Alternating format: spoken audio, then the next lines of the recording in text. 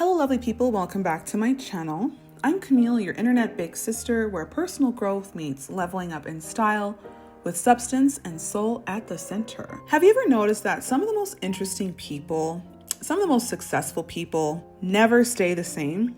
They go through different phases and different eras in their lives, and they are constantly reinventing themselves. They try new things, they learn new skills, and they allow themselves to evolve. And that evolution is often the very thing that puts them ahead and keeps them ahead at all times. Because think about it. When we talk about someone's era, we're just talking about a chapter of life that maybe they are in for a temporary period of time. And there's nothing wrong with that. Maybe you've had a student era. Maybe you've had a entrepreneurial era. Maybe you've had a tennis era. All that matters is that you are learning, and your main focus is building something and learning something new about yourself. Or even, I'm sure we've all been through this era, the healing era, where you slowed down, you reflected, and you looked at yourself, even the ugliest parts of yourself, and made a conscious decision to work on making those not so good parts of yourself into better parts of yourself. Those aren't just phases. Each one of those eras adds a layer to who you are. And the harsh truth is this: people who embrace different eras instead of clinging on to just one identity or a past version of themselves, they become more dynamic, more adaptable, and more magnetic. And what holds us back is believing that we have to stay the same forever, right? You pick one label and stick to it, like, oh, I'm an engineer, or sorry, women, don't attack me, but I'm going to come at you guys a little bit. I'm a mom, or I'm a wife. And you cling on to that title to the point where it becomes who you are. Like anything outside of that becomes unfamiliar to you, and you don't want to define yourself as that. And it's almost like you're not giving yourself permission to expand. And listen, the worst place that I can be as a woman is stagnant. I don't want to limit myself to one thing. I've always been a very dynamic person. When I was growing up, my parents had me in all types of clubs and activities, from violin, soccer, track and field, the drama club. And me being immersed in all of that really plays a role in who I am today. I'm very theatrical. I'm very extroverted. I like to form relationships with people. I like to try different things. We're now in 2025. I've tried pickleball. I've tried tennis. I've taken a pottery class. I got gifted golf clubs this year, and so I went to the driving range and I want to start golfing again. What else did I do? Oh, I spoke at my first wellness event. I've started running again because growing up, I was in track and field. I did the 100 meter and 4x100 meter relay. I've now rediscovered my love for running. Like, I kid you guys not, last month in August, I'll never forget. I just felt like Forrest Gump, and I got up, put on my workout clothes, and just went for a run. And I live near a ravine, so I get to see all the beauty, the trees, the sky. And honestly, I felt so free to the point where now I go running 2 to 3 times a week. And hopefully next year I can run in my first marathon because of how much I loved it. Because even if I'm running for that 100 meter relay, I feel so free. I feel so at peace. I get to expose myself to the beauty that's around me. And I find that when I go running, if I have a problem or if I'm stressed out, that has been the number one solution. I always find a way to resolve any problems. I find a way to relieve any stressors. And by the time I'm done, either a 3K or a 5K, I feel so much lighter. And my body really thanks me. So if that's something that makes me feel good, I'm going to do it. Because when you know yourself in only one context, that's when life can feel limiting.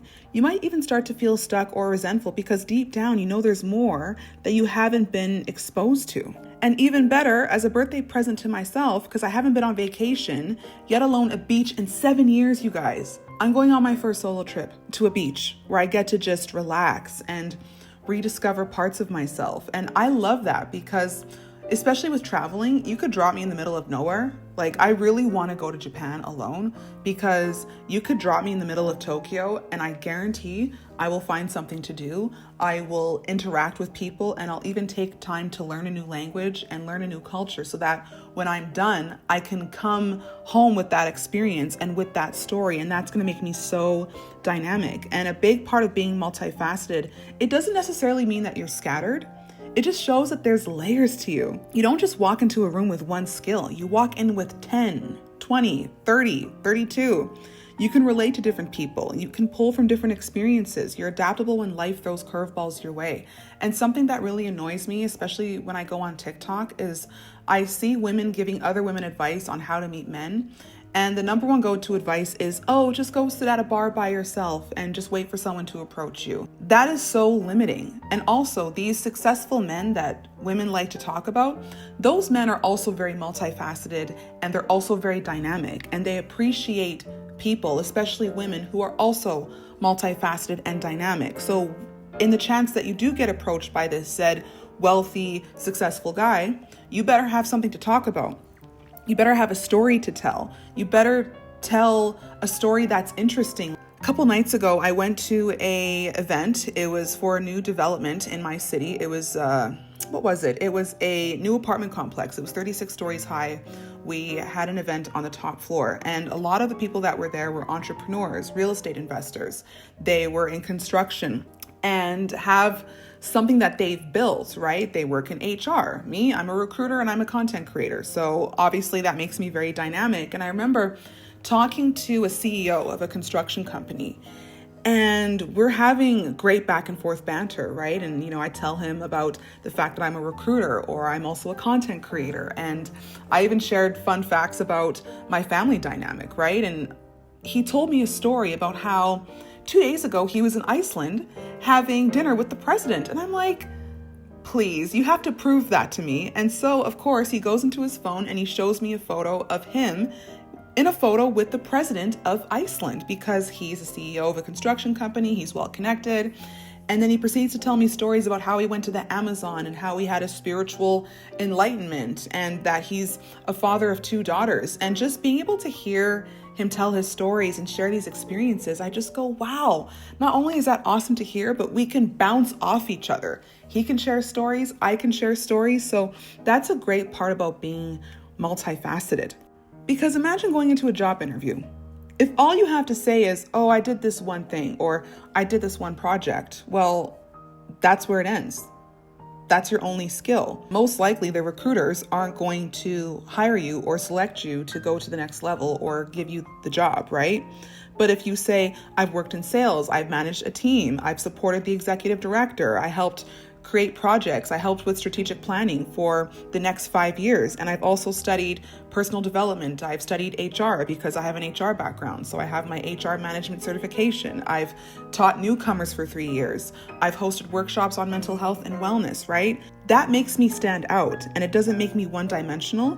It makes me memorable. When it comes to breaking the fear of reinvention, let's be real here, okay? The biggest reason people don't embrace new eras is because of fear. They fear that they're going to be judged. They fear that they're going to have to start over. They fear that they're not good enough at something new. But here's the real tea. Every time you allow yourself to step into a new era, you expand your knowledge, your worldview, your perspective, and most importantly, your confidence, because you don't lose. You don't lose what you had before. You just stack on top of it. It's like building a house. How are houses built? They need to have a strong, solid foundation of concrete. And then you build the house brick by brick, layer by layer, room by room. And honestly, successful people, they respect reinvention. Now, they might be curious at first, and they may not understand right away, but deep down, they admire anyone who has the courage to transform and evolve. So, how do you step into a new era? Well, from my experience to your ears. Number 1, listen to the whispers. Pay attention to what excites you or keeps tugging at your heart, or what's pulling you towards something. That's the beginning of a new chapter. So for example, I was pulled towards running.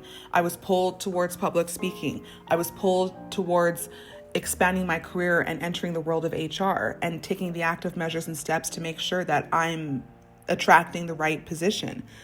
Number 2, you release old labels. Stop introducing yourself by only your past. You're allowed to expand, and people that only know you based on your past, get them out of your life. Number 3, experiment without pressure. Try new hobbies, learn new skills, meet new people, because every experiment adds depth. And ladies, I'm sorry, I'm going to come at you again. Decenter the man, okay? Decenter that. Focus on yourself. Focus on new hobbies. Focus on how you can expand. You can't expand by centering a man, because that man's not going to center you because he's too busy focusing on how he can expand himself. And number 4, document the journey, whether on social media, whether through journaling or just reflecting on your evolution.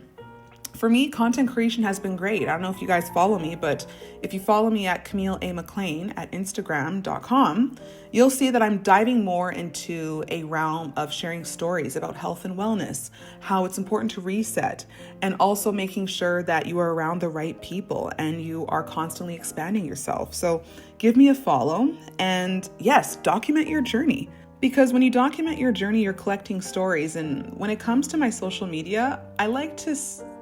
How do I say it? For me, my social media, especially my Instagram account, that's like a magazine of my life. If I were to flip through the pages and look through the pictures and the campaigns and the memories and the captions and where I was, it makes me a walking library of experiences. And that depth is really attractive because it'll help me become a better person, a better speaker, a better leader, a better friend, a better partner, and a better creator.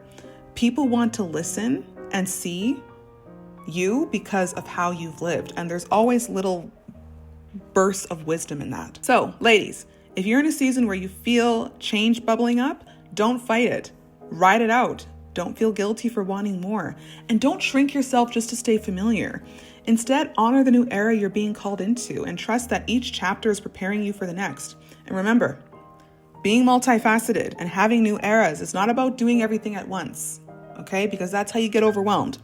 It's about blossoming and becoming what and who you're meant to be, one era at a time. Because the people who win in life aren't always the ones who picked one lane and stayed there forever. Trust me, you don't want to be there. We're in 2025, especially with the careers, right? I've met people at my old jobs who've been with the company for 35 plus years. And hey, if that's what they want, cool. But it shows that they stayed in one lane forever.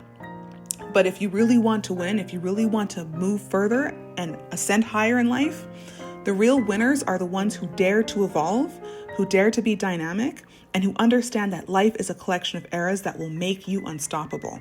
If you found this video inspiring, let me know in the comments what you think. And also tell me, you guys, what era are you in? And what chapter are you excited to step into? Be sure to subscribe to this channel and let's get to 600, you guys. I'm currently at 530. Let's keep the subscriber list going up. Don't forget to like, subscribe, and share this with someone who needs a reminder that change is a superpower. Until next time, keep going, keep growing, keep glowing, and most importantly, keep evolving. Until next time, see you in the next video.